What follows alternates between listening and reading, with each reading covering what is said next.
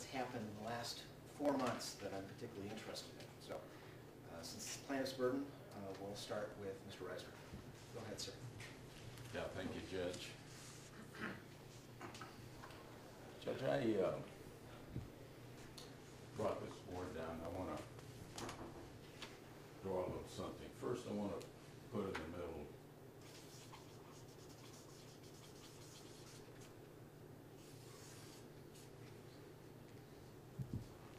the election computer and the security of that computer has been a focus of the plaintiff Pima County Democratic Party for the last 5 years. Dr. Tom Ryan wrote a report in 2003, which we gave to the county.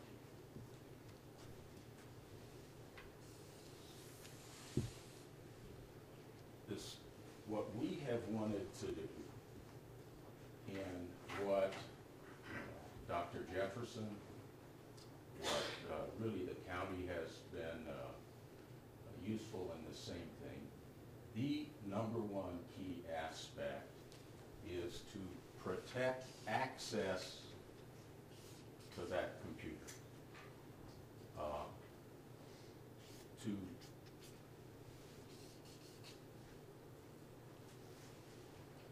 Because both sides at this hearing agree that the GEMS program, as Dr. Jefferson said, is a computer sieve. Both sides agree that it is easy, if you have access, to manipulate the data, to hide your tracks. So we have inside here, this is the counting room. We have inside here the heart of what goes on in our democratic process that must be protected from access because we are using software that it's easy to rig an election with. That's the fact. That's the fact that everybody agrees on in this case. And what we've done to protect that, the court has heard the testimony about the wires that previously were hidden. You've heard testimony about how when our Democratic chair asked for our technical person to walk into the room and see what was connected, the county refused. Wires went through the wall. Who knows what? We had testimony that formerly Brian Crane, his computer was connected to this in another room. But now this is protected. There's cameras, there's all kinds of things. But the key fact for us is when you hear someone talk about how, well, maybe one could hack in, or maybe one could do this, and maybe one could do that, all of the testimony has said that no one, no matter what your knowledge is out here, knows how you can hack or how you can corrupt an election unless you get access to the computer. So I'll talk more about, they talk about, well, you could predict codes. One could predict this. You could predict what's going on in another election. There's no factual basis to that. But if you could do all of that stuff on the outside, you can't get it in. But on the inside,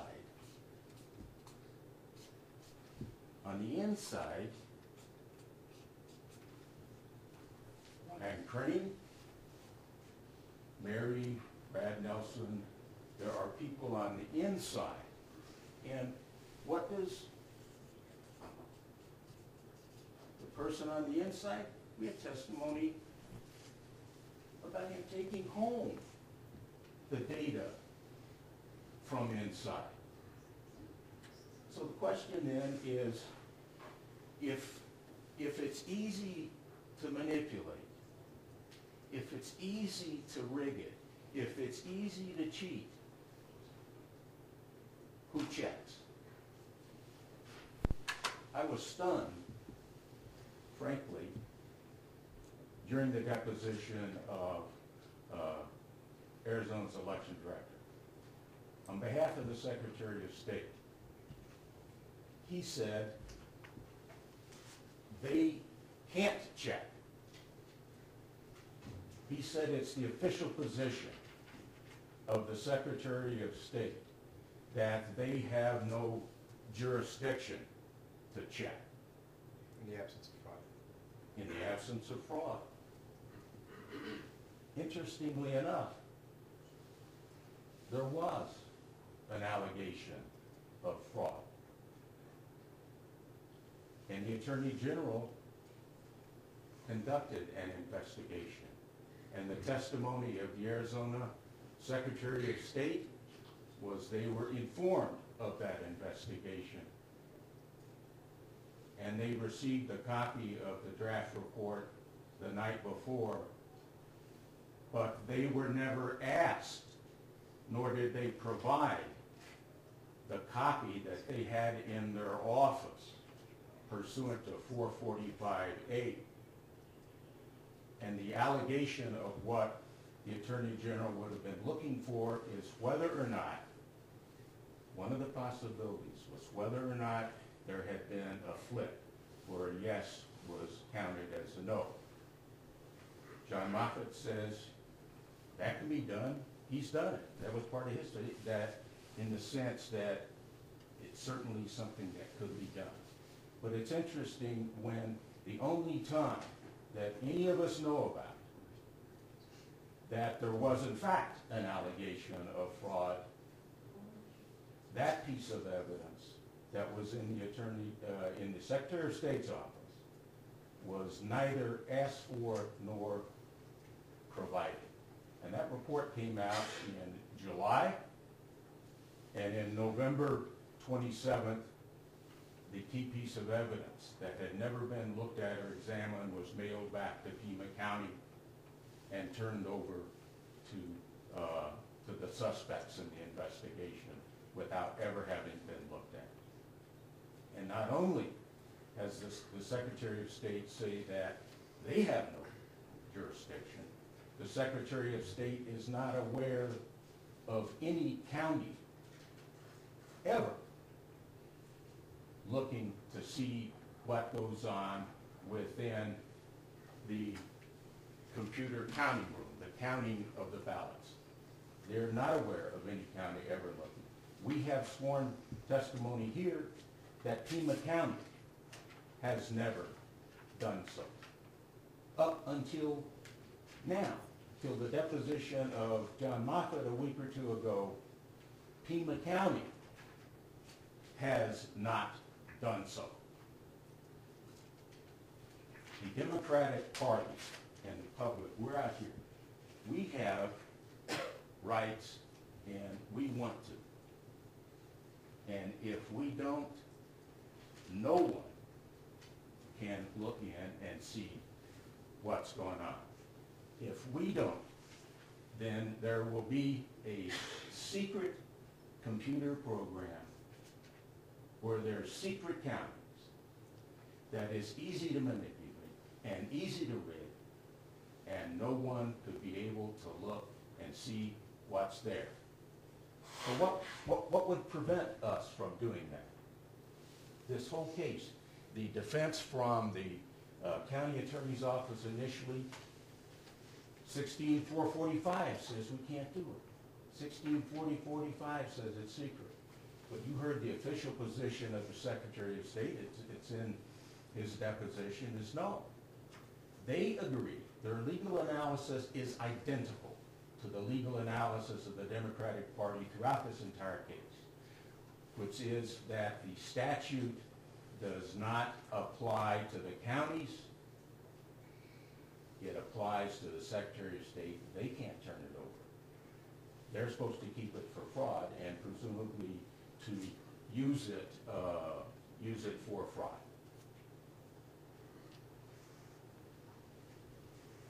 You know, I recall the concept of candor to the court. And Joseph Canfield, Arizona's election director, talked about 3 times representatives from the county attorney's office talking with him. And his personal opinion, his opinion was this statute doesn't apply by its plain language. The official position at an office was the statute doesn't apply by its plain language. I never learned that in this case, that was their position until Joseph Canfield testified, yet the county attorney knew that was the case all along. So what are the reasons that the Board of Supervisors has used in this case to say that the Pima County Democratic Party cannot get, what have they said is the risk? Well, the first thing that they've said, and we had Dr. Moffitt testified about this, was a meeting on December 19th where he said, if we gave you these documents, the reason is because Brian Crane has a unique way of coding elections.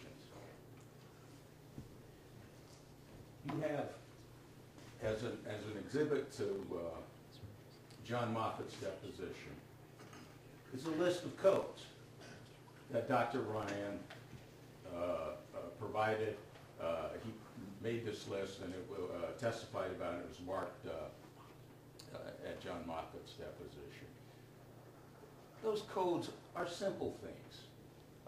John Moffitt talked about how there's a rotation code, 0, 1, 2, 3, 4. So he says, well, one might be able to predict in the future that they would use a rotation code of 0, 1, 2, 3, 4. Well, that would give you a 75% chance of missing, but you could predict that. But the rotation is required by statute. The rotation isn't a secret. It's in the Jim's manual. Has a whole section that's throughout the United States. Everybody has what's called Pima rotation. Then the next thing is the candidate codes. What are these candidate codes? They're candidate code 1 or candidate code 520, or perhaps there's 4 numerals in the code. These are very simple things.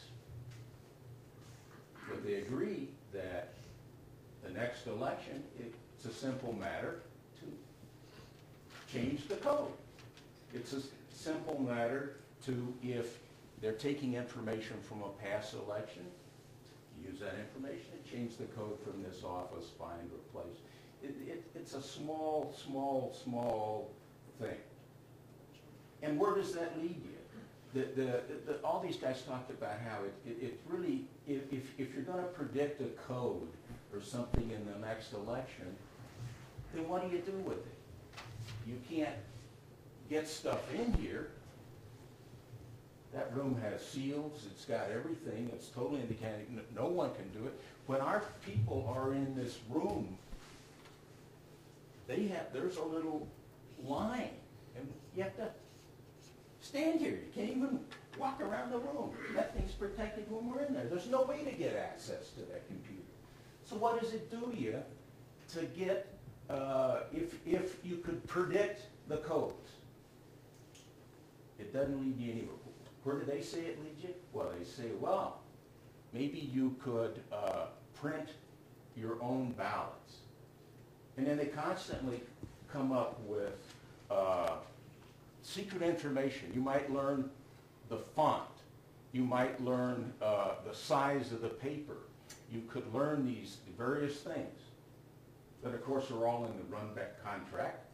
And more than half of our ballots are simply mailed out to people months before the election within that period of time. And then if you get the ballots, what do you do with them? Well, the machinery of democracy, at his deposition, John Moffitt says, you know what the secret is? We're concerned about attack number 12. That's our major concern. This is if someone could predict rotation codes, predict candidate codes, that not only should they change, the testimony from John Moffett is that they are going to change. They could use random generation codes. There's no way to predict that. If you do all these things, then number 12, right? It takes 5 people to create ballots, 1 per polling place to come in early, sneak them in, scan them early. They got to be scanned early. We have procedures in Pima County that prevent these ludicrous scams. When there's 6 people that work at each precinct, the different parties, these people, the machines are sealed. They're unsealed in their presence. 1 polling place per attack, and then 1 person afterwards to modify the poll books. For our procedure, you have several people there to do it. And finally, in this book, it's simple. On page 45, it says, as a practical matter, of course, this attempt at ballot stuffing would not work. So we have the rather odd situation where they talk about concern for things that won't work.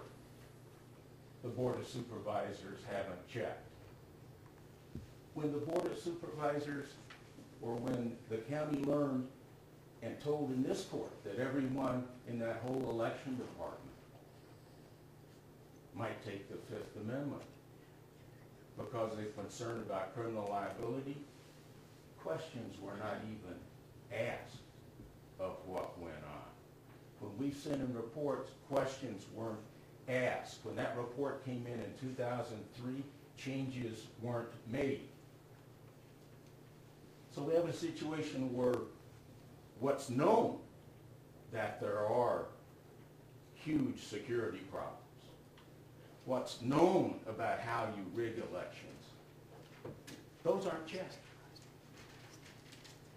But what's impossible, what no one can figure out a mechanism to accomplish, what can't be done, that they purport to be very concerned about. And the term concern is interesting because they're all concerned. But when you get down to it, well, if you're concerned, what's the problem and what are you doing to solve that problem? It's not there. The testimony of Mr. Canfield, he's concerned. The secretary is concerned. Well, what facts are you concerned on? Well, basically the only facts that they're concerned about is this ruling.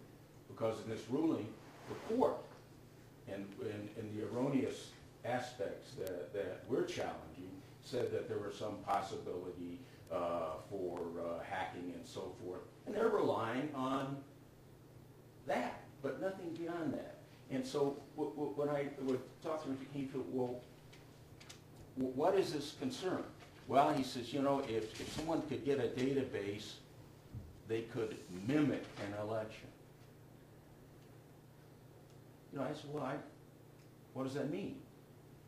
Well, you know, they could mimic it. No. What does it mean to mimic an election?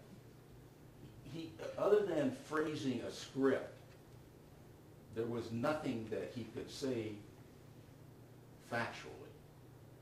And that office, it was interesting to confirm some things. You know, we confirmed, for instance, that they rely on the vendors. They don't do testing in the Secretary of State's office. They rely on the vendors.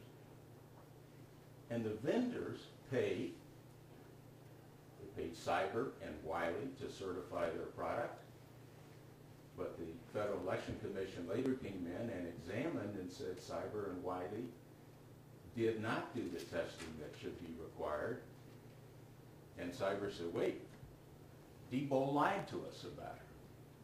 So there's no internal checking. The Secretary of State is not known. Canfield believed that he may have mentioned something at a meeting or a training about security for Diebold or other computer systems. But Your Honor heard Dixie Mundy, who's currently the president of the election officials of Arizona and the election official in Gila County. And she was unaware. In this court, she said she didn't know of any security problem, but if there was one, the Secretary of State would surely have told them. So to the extent that they may have told someone, it wasn't very loud and it wasn't very clear and it wasn't very detailed. And you heard testimony from Brad Nelson, who for something like 6 years or more was president of the Association of Elected Officials in Arizona. And he provided to us emails taller than this stack of transcripts. And he agreed that at no meeting had they ever discussed computer security. And there's a Diebold user group, which the 12 counties are part of. Brad Nelson's testimony was that the Diebold user group had never discussed computer security issues. Mr. Risner, go back for a second to your point about the FEC. I don't recall any testimony at trial about that. Was that covered in Dr. Moffitt's deposition? It was certainly covered in Joe Keenfield's deposition, Judge. Thank you. And I do believe that I've asked John Moffitt about that, and I believe it may even be in some other papers that have been filed in this case. So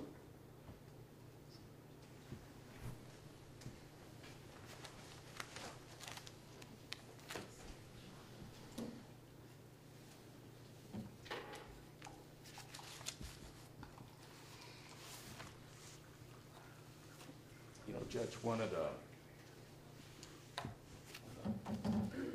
thing that you asked about is what happened earlier, or since we were last in court. And I think one of the interesting things is on the issue of the final database. This was something that was contained in your ruling.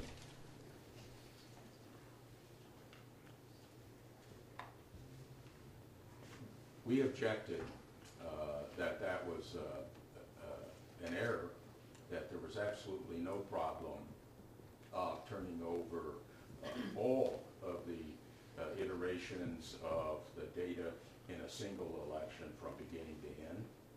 And in fact, it's absolutely necessary, because from beginning to end is when you see the setup. That's when you get the history of the queries, the history of the numbers to the very end. We need all of it.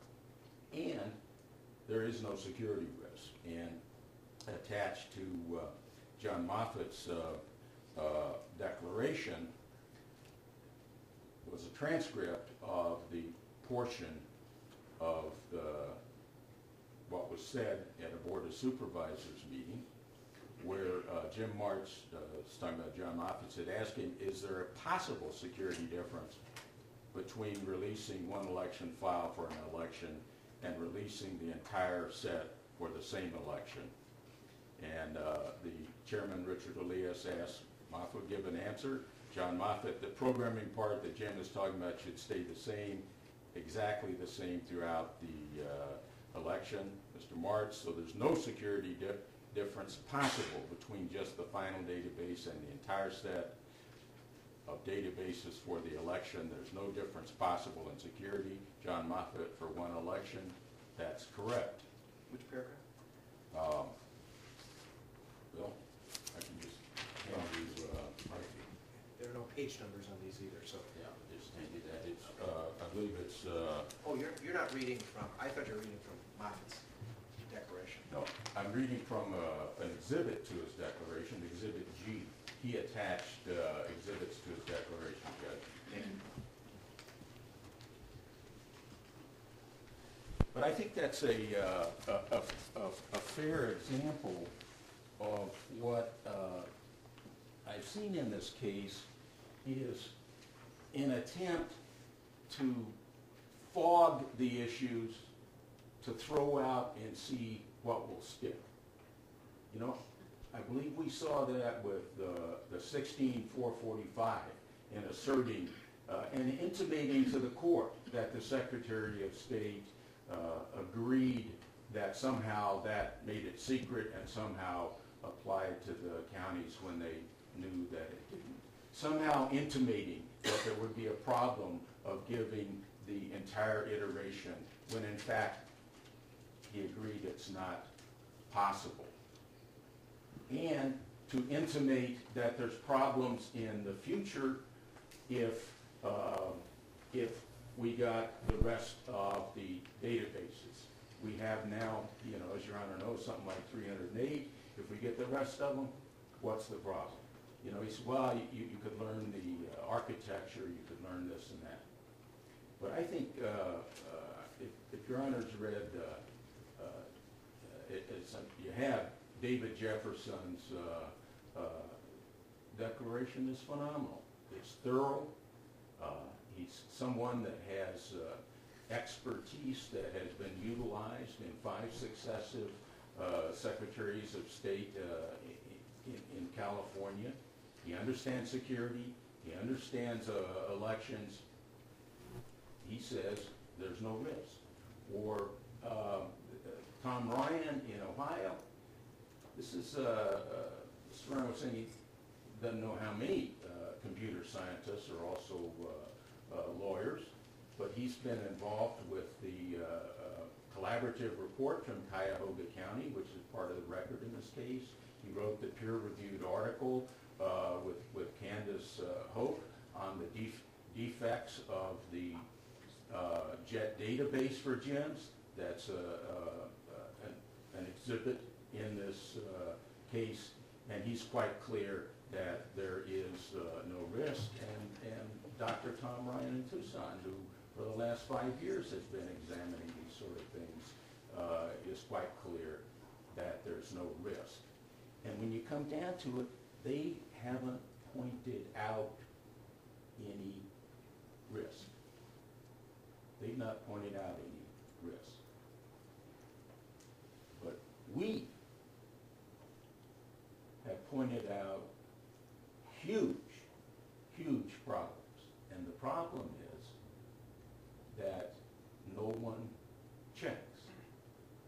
And it's a fact. It's a ruling that's not challenged. The part of the ruling not challenged is that the Democratic Party and all political parties in Arizona have a role created by statute to check and monitor. We have hundreds of people at each election that do that. And yet today we have a secret machine in a room with secret codes that does the counting. And it's our obligation to check. And we're exercising that obligation and the right on behalf of the public. It's important. It's important to all our people, and the facts are on our side.